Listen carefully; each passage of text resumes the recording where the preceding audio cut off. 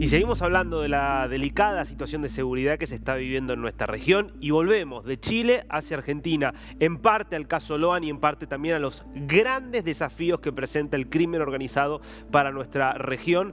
Y ha habido en la Argentina, justamente en el medio de este caso, un cambio importante, que es la asunción de una nueva secretaria de seguridad dentro del ministerio que dirige Patricia Bullrich. Es Alejandra Monteoliva, alguien con muchísima experiencia en la región, por eso es un testimonio tan interesante, así que para mí es un placer saludarla. Alejandra, ¿cómo le va? Aquí Darío Misraji para DNews. Darío, buenos días. Gusto en saludarte. Alejandra, bueno, obviamente sabemos que están limitados para hablar del caso, porque se trata de un caso que recién aparte ingresó al fuero federal. Lo que me interesa preguntarle es, ¿cómo es tener que asumir, digamos, como fuerzas federales o estando a cargo de las fuerzas federales, un caso tan complejo, de tanta mediatización, pero sobre todo que durante tantos días no estuvo bajo la esfera federal y que de hecho se investigó como algo completamente diferente? Mira, no estuvo bajo la esfera federal sino hasta ayer, pero las fuerzas federales estuvieron acompañando todos los requerimientos de la justicia provincial en su momento. Es decir, eso es un punto muy importante porque se desplegaron los recursos y el apoyo de perros, drones, policía científica, de policía federal, gendarmería, prefectura, PCA en los aeropuertos y dos cuestiones muy importantes que se emiten desde el Ministerio de Seguridad y es la alerta Sofía y la alerta amarilla Interpol. Entonces, si bien la causa era hasta ayer provincial, todo el empeñamiento de parte de Nación estaba presente. Hoy, reforzado, se constituyó el Comando Unificado. Los comandos unificados es una figura muy importante, pareciera a veces un dato menor, pero es algo que nos venía funcionando muy bien en nuestra gestión anterior y es cuando se articulan las cuatro fuerzas federales con las policías provinciales, en la provincia que sea, en este caso en Corrientes, un comando unificado de alta especialización que tiene designado un comisario específico con mucha experiencia en búsqueda de personas y que tenemos todo el refuerzo operativo y técnico para seguir trabajando con la revisión de pericias, para seguir rastrillando toda la zona porque no se ha cortado el rastrillaje y la búsqueda y obviamente seguir trabajando ahora sí de lleno apoyando la investigación en ese conjunto de hipótesis que todavía se vienen trabajando. Hmm. Entonces, no, para Nación es reforzar con mejor conocimiento del expediente la presencia y la colaboración en zona. Y además, el trabajo articulado con Policía de Paraguay, Policía de Brasil. Yo todavía estoy en Paraguay, estoy llegando esta tarde ya a Buenos Aires, precisamente en una agenda previa pero que era muy importante para el país, para la región, y es las mesas de crimen organizado transnacional en el marco de CAF, en el marco de OEA, que es un espacio donde los distintos países nos sentamos precisamente en agendas colaborativas, porque de esto se trata, ese es el primer paso para el abordaje de lo que vos planteabas en la introducción, el gran flagelo que tenemos todos nuestros países eh, de buscar y de dar en la tecla en el combate contra el crimen organizado. Clarísimo. Bueno, usted hablaba, Alejandro, obviamente de la cooperación que se está dando con la fuerza paraguaya. Hablábamos recién, teníamos la posibilidad de entrevistar a Nimio Cardoso, el comisario que está al frente de la unidad antisecuestro, que hacía mucho hincapié en base a los antecedentes, en la importancia de las primeras 24, 48 horas del caso. ¿Qué complejidad o cuánto se ha complicado el caso Loan, habiendo pasado ya 13 días, considerando que no fue la primera hipótesis y que empezó a investigarse como un posible secuestro recién varios días más tarde? Sí, siempre que se trata de la desaparición de personas y sobre todo de niños, existen unos parámetros y todos sabemos que las primeras horas, yo me atrevería a decir que aún más chica esa brecha de las Hmm. primeras horas son fundamentales, eso es un indiscutible. ¿sí? Y la manera en que se involucran las autoridades, ya sean las locales, las provinciales, es la medida en que tienen conocimiento de un hecho, ¿sí? Antes es imposible involucrarse si no estás enterado, no hay una denuncia, no hay una exposición en policía o en justicia. Entonces, desde el momento que hubo conocimiento del caso, se dio el involucramiento y se empiezan a trabajar todas las hipótesis. Tengamos en cuenta que la primera hipótesis en un caso como este, que en un entorno familiar, se empieza a trabajar con la narrativa y el relato de las personas que estuvieron en ese espacio-tiempo. Eso es lo primero que se hace y a partir de allí empezar a desentrañar, a encontrar puntos ciegos, a encontrar no sé, incoherencias o a encontrar déficit de información y eso es todo un trabajo que la justicia realiza con muchísima precisión. Esa investigación a medida que avanza es la que va dando, la que abre caminos y despierta a veces a otras hipótesis. Lo importante es que desde el Ministerio de Seguridad tenemos la capacidad y ahí estamos con lo mejor de lo mejor, ¿sí? Con todo lo que tenemos, con toda la tecnología, con el mejor equipo técnico, con el mejor recurso humano. Están abocados 24/7 ya desde hace 13 días en este ejercicio y desde ayer con mucho más énfasis con todos los requerimientos de la justicia.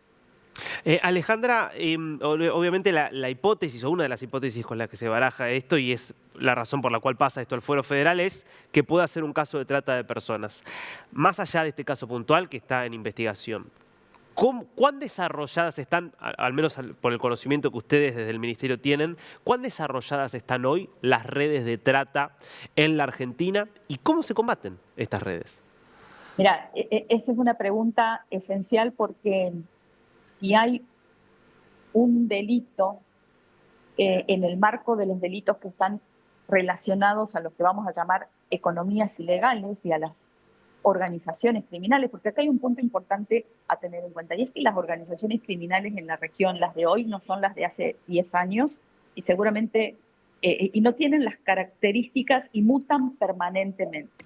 Hoy estamos en presencia de organizaciones criminales que trafican con muchas cosas y con personas, ¿sí? Puede ser droga, puede ser información, puede ser contrabando, pueden ser niños, pues así funciona en todos nuestros países, ¿sí?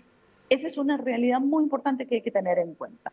Entonces, y para el delito de el tráfico y trata de personas, que es uno de los más sensibles, me atrevería a decir, hay un componente en esa dinámica delictiva que además no todo ocurre en las penumbras, sino que muchas veces a la luz del día y a simple vista es un delito que tiene unas consecuencias tremendas para la región y que realmente tiene un nivel de desarrollo significativo.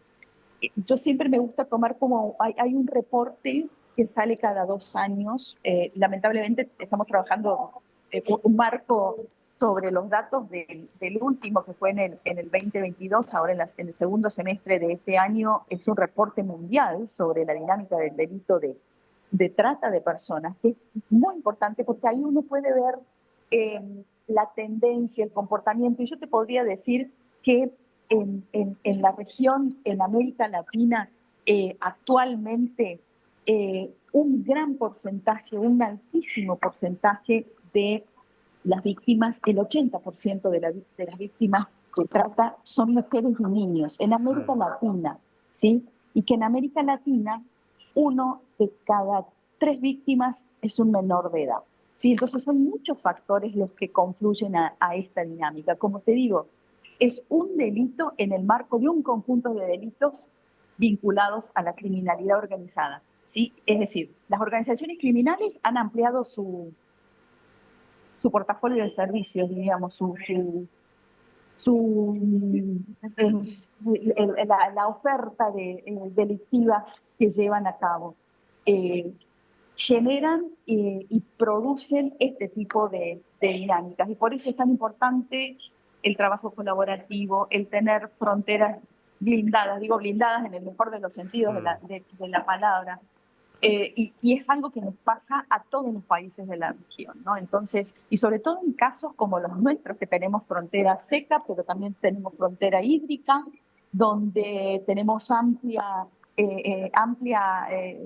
costa marítima, es decir, si vemos y empezamos a entrecruzar los mapas y rutas del narcotráfico, coinciden con las rutas de la trata, coinciden con las rutas las rutas del oro, las rutas de, la, de los delitos ambientales, las rutas del tráfico de personas. Es decir, cuando uno ensambla como si fueran distintas capas de estos delitos, aparecen las grandes coincidencias. Por eso se requiere de nuevas inteligencias, de nuevas capacidades, es realmente muy dinámico, es muy dinámico y tienen una capacidad para reinventarse, para consolidarse y para reponerse de las pérdidas, que es una de las características también de esta señalar.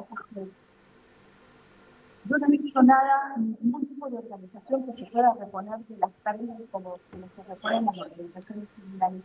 Y esto no lo digo yo, hay muchos estudios que lo tienen ya probado. Si una organización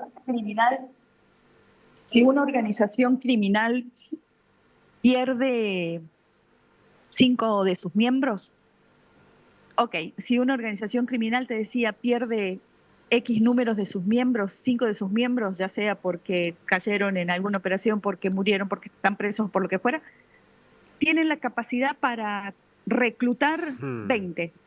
Compensan la pérdida, se posicionan y crecen. Por eso el reclutamiento, atacar el reclutamiento es tan importante, porque es como el combustible de la organización criminal, porque para ellos la vida no vale nada. La vida de sus miembros no vale nada.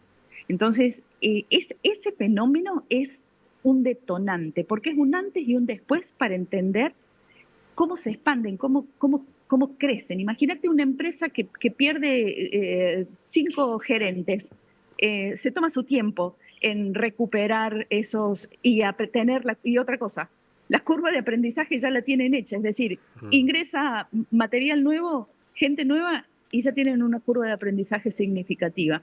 Entonces, realmente son situaciones muy complejas. El crimen organizado transnacional tiene unas dinámicas muy complejas y se requiere mucho análisis, mucho estudio y ser muy asertivos en cómo abordarlo. Y otra cosa que es imposible hacerlo que sea una tarea de un país solo. Eso es impensable hoy en la región. No se puede. Alejandra. No se puede porque... dime. No, la verdad que es muy interesante el último punto del reclutamiento porque es algo que muchas veces se pasa por alto. Pero yo quisiera aprovechar la experiencia que usted tiene en la región para preguntarle por algunos casos puntuales que son interesantes. Primero, ¿dónde está usted? Paraguay. Justamente hablando del trabajo cooperativo. Hay mucha preocupación en la zona de la Triple Frontera por el crimen organizado, por cómo entra y sale de un lado y en otro sentido droga, armas, pero también por el terrorismo. ¿Qué nivel de preocupación tenemos que tener hoy por la presencia de vinculaciones entre crimen organizado y terrorismo? Estoy pensando en Hezbollah y otros grupos. Mira, siempre, incluso la ministra en semanas anteriores estuvo haciendo referencia a la presencia de a integrantes de estos grupos. Es decir, todo eso requiere mucho trabajo de una inteligencia que pueda identificar el rol de estos grupos. Yo me atrevería a decir que se dan en el marco de lo que dije recién, mira, de ese menú de actividad delictiva que presentan las organizaciones criminales. Es decir, es como un portafolio cada vez más amplio a la carta, ¿sí? Y se va organizando como la respuesta de acuerdo a la demanda. Entonces creo que hay mucho de eso, ¿no? De organizaciones criminales que trabajan en diversos frentes, ¿no? Y lo que se está viendo en la región es precisamente el vínculo, los acuerdos, los lazos, dinámicas operativas similares, es decir, que ponen en evidencia de qué manera todos estos fenómenos se posicionan, ¿no? Y por eso lo que vos decías ahí al comienzo, si hay vulnerabilidades de todo tipo, porque las vulnerabilidades no son solo vulnerabilidades físicas de territorio, de agua o de aire, también las vulnerabilidades son institucionales. Entonces, combatir la corrupción, tener sistemas inteligentes de frontera en funcionamiento y la actividad colaborativa son tres cartas que no podés descuidar. ¿Sí? Entonces creo que, y obviamente trabajar componentes que tienen que ver con el reclutamiento, que ahí hay que trabajar en muchísimos frentes porque estás incidiendo sobre la materia prima de las organizaciones criminales, ¿no? Entonces ahí hay que llegar con muchas respuestas, ¿sí? Entonces, es bien complejo, pero no son tareas inaplazables Claro. y no son, son obligatorias, mejor dicho, son indiscutibles. Yo no, llevo muchos años, ¿no?, trabajando en América Latina en temas de seguridad y en todos estos años uno va viendo es que uno no puede decir, no, de este tema ya lo sé, porque la dinámica te llevó a nuevos conocimientos, a nuevas estrategias y permanentemente repensar. Entonces, y eso implica que tenés que llevar esa impronta también a las fuerzas, ¿no? Porque no podés quedarte con estructuras o ni con tecnología, ni con características de ese recurso humano que se te quede atrás. Entonces, no es Claro. solamente tener una mirada estratégica de decir, ay, eso, el crimen organizado es así o así, sino cómo hago realidad eh, unas nuevas capacidades, cómo lo traduzco en destrezas para que cuando eso sale a territorio se note. Entonces, ese es uno de los grandes desafíos que tenemos y ahí estamos trabajando. Alejandra, bueno, en este sentido de cómo llevar a la realidad una reforma y cómo combatir el crimen organizado, hay un caso hoy paradigmático en toda América Latina, que es el de El Salvador. Las estadísticas son muy impactantes, también son muy impactantes las imágenes que nos llegan de cuál es el método que lleva adelante el gobierno de Nayib Bukele. Es un caso que usted conoce muy bien. La ministra argentina, Patricia Bullrich, viene justamente de allí, El Salvador. Me interesa que nos cuente ¿cuáles son un poco las claves de ese éxito que ha tenido El Salvador y en qué medida lo que hizo El Salvador es aplicable, por ejemplo, en un país como la Argentina? Yo primero quisiera decir que para mí es importantísimo y creo que es una cuestión, una convicción de vida, cuando son tangibles y evidentes las disminuciones de las tasas de homicidio, ¿sí? Porque son vidas que son vidas, ¿sí? Entonces, eso es fundamental. Frente a los modelos y puntualmente frente al modelo de El Salvador, yo pienso que los modelos, en términos generales en seguridad, todos los modelos son marcos de referencia, ¿sí? Uno puede tomar algunos aprendizajes, uno puede mirar si son aplicables o no, y que en seguridad hemos tenido distintos modelos, ¿sí? Vos fíjate que hace 10 años atrás era un paradigma Medellín, ¿cierto? Las experiencias de Correcto. Medellín. Hace 15 años atrás era un paradigma los casos de chilenos. Bueno, yo creo que los modelos tienen que ver con contextos, con particularidades. Creo que no es posible el copiar y pegar y asumir que me va a funcionar. No funciona así. O sea, así no funciona. Yo creo que en el modelo del Salvador, el tema de la fuerza que se le ha puesto a el combate del crimen y el combate de la corrupción, ¿sí? Son dos elementos, porque a veces se lee únicamente como el combate hacia la criminalidad, pero para combatir la criminalidad tenés que combatir la corrupción. Y El Salvador, ese tema lo ha trabajado en los dos frentes, ¿sí? Las estrategias, el cómo, yo creo que ahí cada país, yo digo, son extrapolables realidades de país a país. El Salvador es un país de 21.000 kilómetros cuadrados, de 7 millones de habitantes, bajo unas medidas de estado de excepción desde marzo del 2020. Es decir, hay un contexto y hay unas premisas para que ese modelo funcione y que ese contexto ni territorial ni institucional existe en Argentina, ¿sí? Entonces, ni el estado de excepción, ni esta contextualización población-territorio, que te lo menciono porque para el delito el territorio es fundamental, como también es fundamental el territorio para poder dar una respuesta con anclaje territorial, ¿sí? Entonces, territorio y población es importantísimo tenerlo en cuenta. Yo digo, si a un país le funciona un conjunto de medidas y consideran que es el modelo que quieren sostener, bueno, creo que es una cuestión a considerar, pero de ahí a copiar, para mí no se trata de copiar, se trata de entender las dinámicas, ¿sí? Y tomar aprendizajes. Y uno puede aprender para hacer o para no hacer, ¿sí?